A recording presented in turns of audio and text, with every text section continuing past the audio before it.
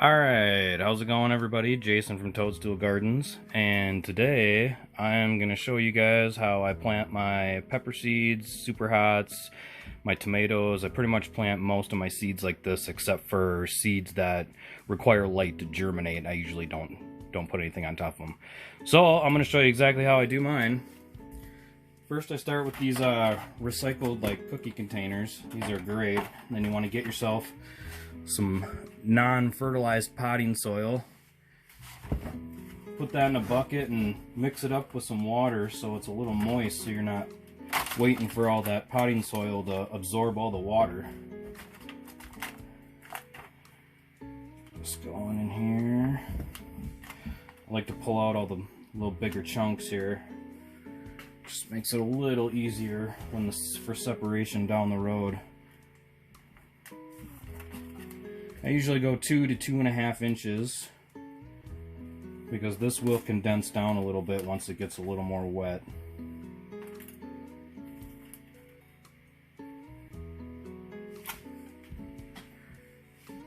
Get some of those sticks out of here.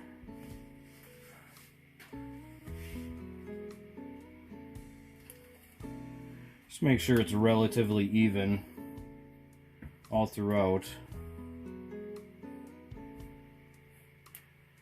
And then what I like to do is just do a little pat all the way around so you know it's up against the corners and the walls of the container so you don't have any dry spots through the edges.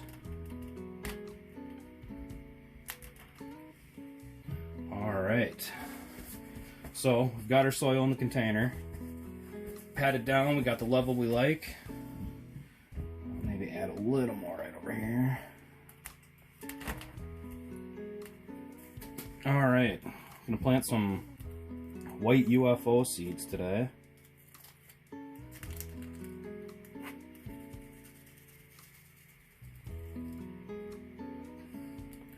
Now if I have a ton of seeds, I usually just sprinkle them all over the place, but if I have a limited amount of that variety, or it's like a new variety that I'm doing, I'll separate them by about 2 inches here or so, just so it kind of fills the container.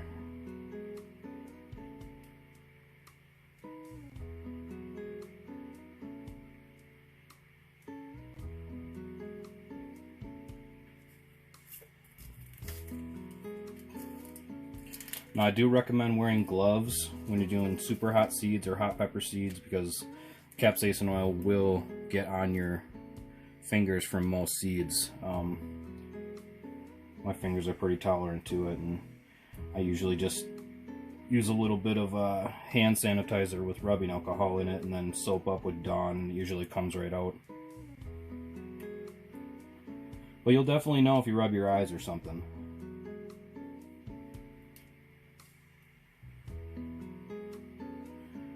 And if I got extra from the rows, I'll just place them randomly.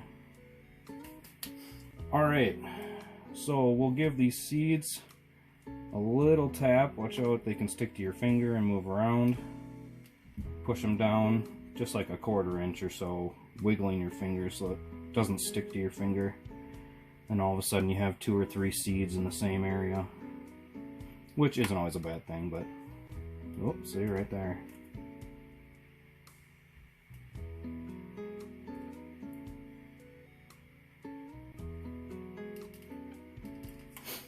Alright, so after that, we will get a little more soil here and just kind of sprinkle it around.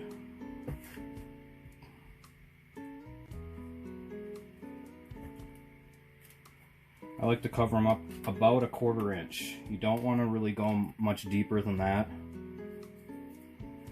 1/4 inch is about the magic number.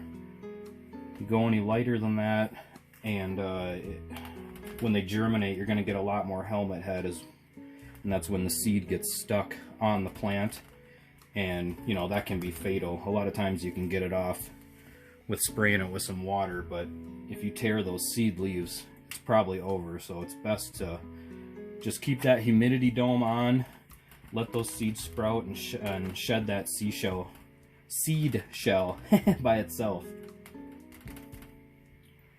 Alright, we got that looking pretty good.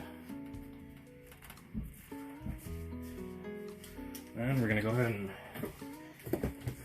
get our water.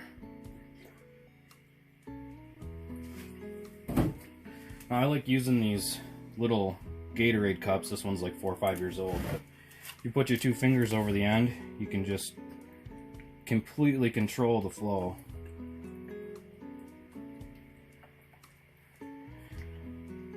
To me, this works way better than using a spray bottle, because with a spray bottle, you're going to sit there and be spraying forever to get the soil where you need it to be. And it's always better to go a little more water than a little less, because you can always drain a little bit of this out versus having dry pockets and seeds not germinate.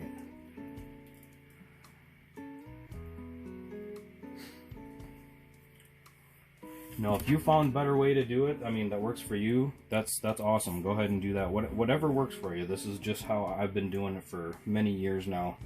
I used to use the little seed pellets. Kind of got sick of those. They didn't always really work for me. They didn't hold water as long as they should have. Plus, then you got that extra plastic in your garden if you don't shed it.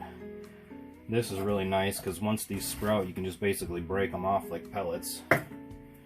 Alright, and don't forget to label your seeds. Alright, I'm going to do one more here for you. Get a fresh tray.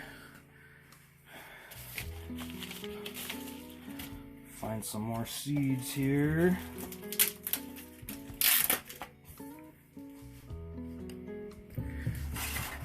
Alright. We're gonna go with the 7-pot bubblegum purple. I've never grown this variety yet. Looked really cool in the pictures, so hopefully it'll turn out. Can use it for some crossing later.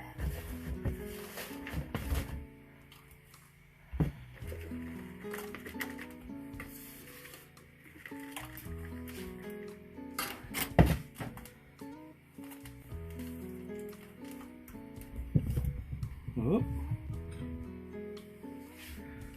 My terrible camera stand. Alright,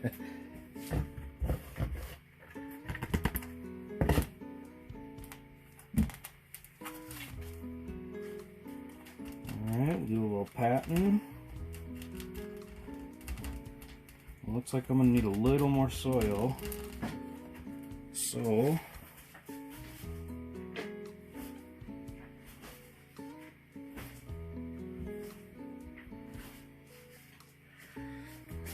So you can see the difference between the dry and the wet. I mean, that dry will take forever to soak up if it's in that container by itself. So I just take that, you know, pour like a 1/4 gallon in there.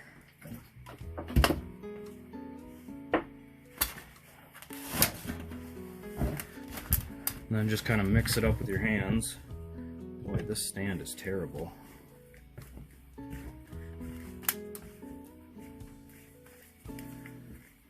Go around a little bit, break up some of the dry clumps. Okay. Get a little more in there.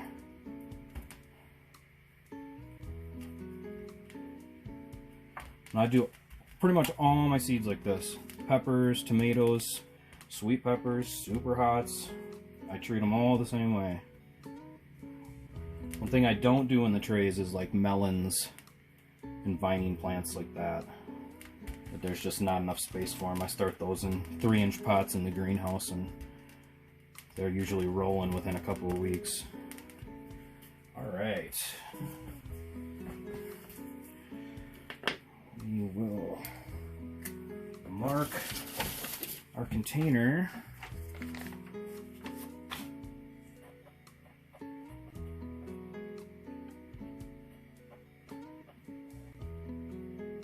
And the date. Don't forget the date.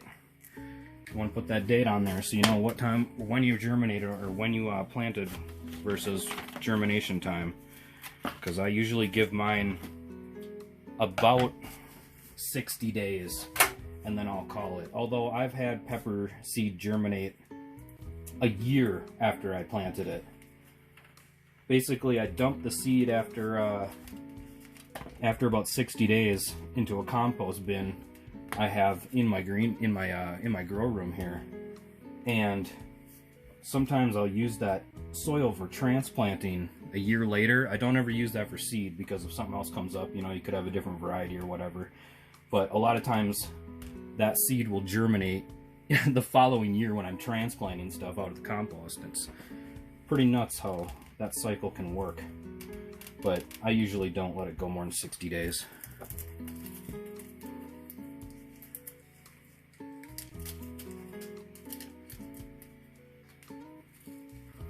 Alright. 7-pot bubblegum purple. These are beautiful looking pods. Up there in heat too. A little hotter than a ghost pepper.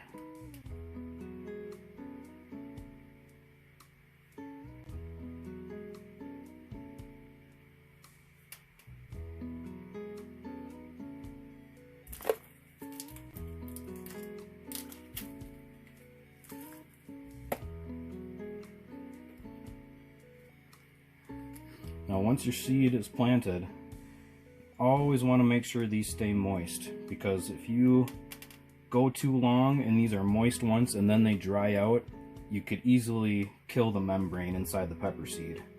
I mean, that doesn't always happen, but if you let it dry for too long, it definitely will happen.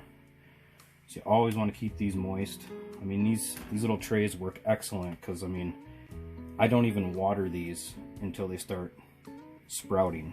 That's how good this potting soil works. And on these little domes.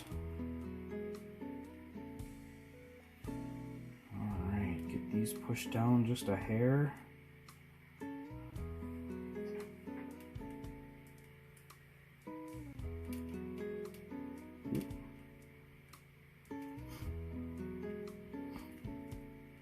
I'll be doing an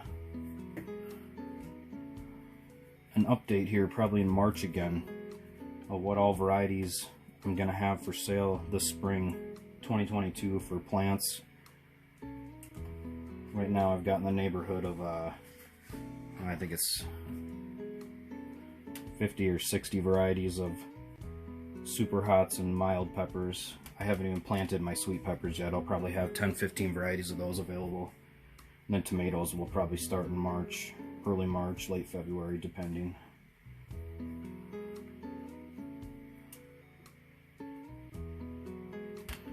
That looks pretty good.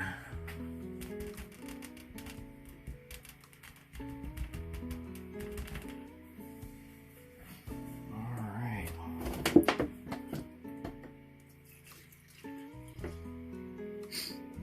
Now you can see my water is very iron heavy. No, this is straight out of the ground.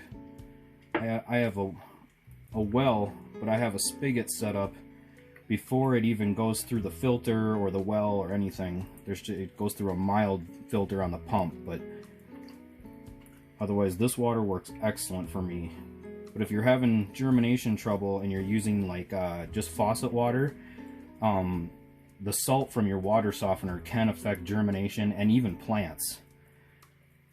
So I recommend using distilled water if you're using water out of your home with a water softener. All right, that looks pretty good. All right,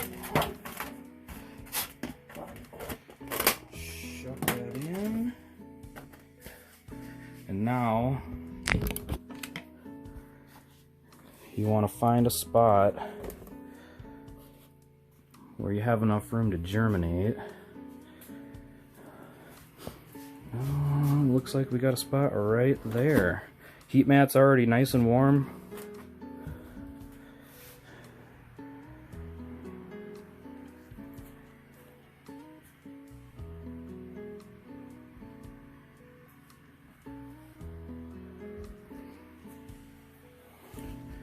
Alright.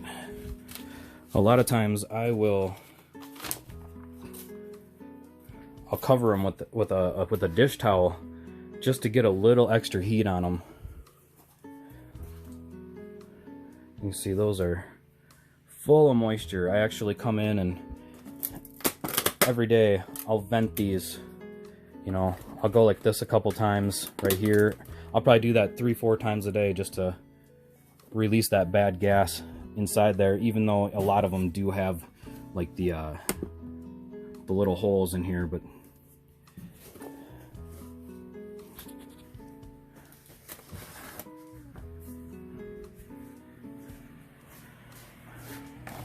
alright, Mr. Water, you did your job.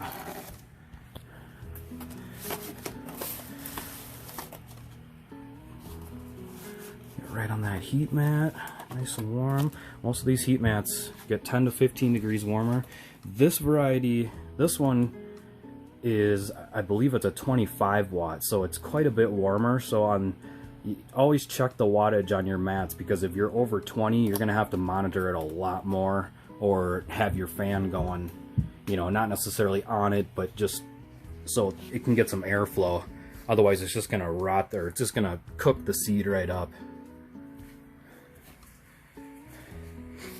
Alright, well, till next time, have a good one. Like and subscribe. Push that bell button so you know when we post another video. We're going to be posting quite a few more coming up here. I'll probably do a little tutorial on tomatoes too. So, alright, thanks again.